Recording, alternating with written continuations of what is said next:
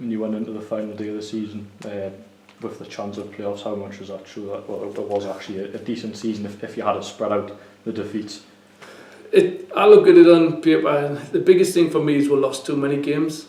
In all honesty, there's games in there, if we drew them, you would have been in there quite comfortably, and there's games that we should have drew that were lost, and like, losing more than half your games is not really acceptable when you look at it. Yes, we won a lot, nearly half the games, but we should never have been losing at least half the games, and it's not as if we were getting hammered every week. It was little games that were like little daft games that we're losing, in all honesty, and that was the biggest problem for me.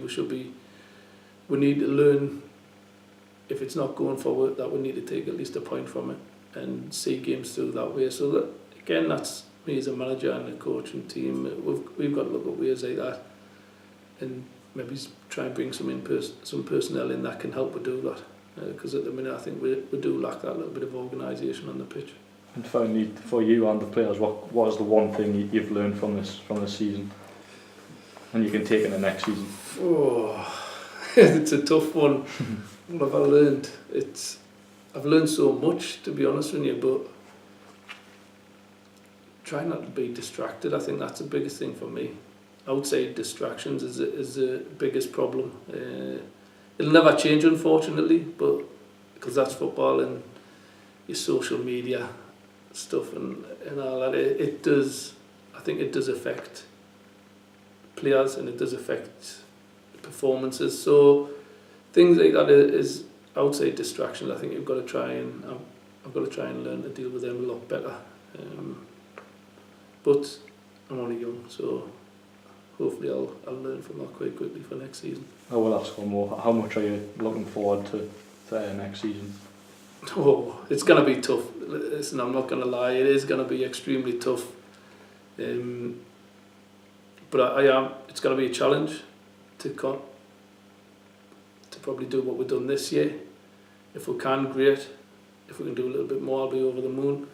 But like I said, we've got to try and look at it, be realistic, and the amount of full-time clubs in this league now, it's really, really tough. So Blythe are probably the best place where they could possibly be at this moment in time.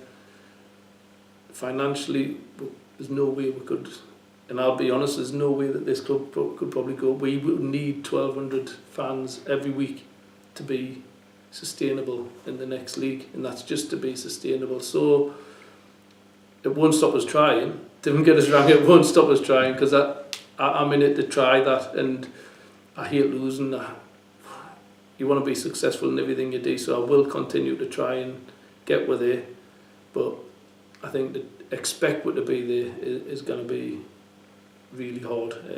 There's going to be some tough decisions to be made this summer on whether we have to move a few players to try and bring some extra funds in so I can strengthen the team in other areas, but it's going to be extremely tough, don't get us wrong, but I'll relish it, and as long as we get the fans behind us and actually realise that some people might say, oh, we should be pushing for promotion.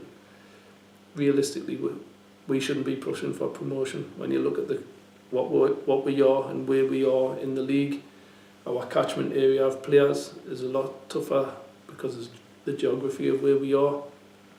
So we've got to be realistic and make sure that we look after the club properly, which it is getting run properly financially, which is great. It's not at risk, and that's something that I would never do. I'd never risk the club like that. And I wouldn't ask Tony to do that or the board of directors to do that.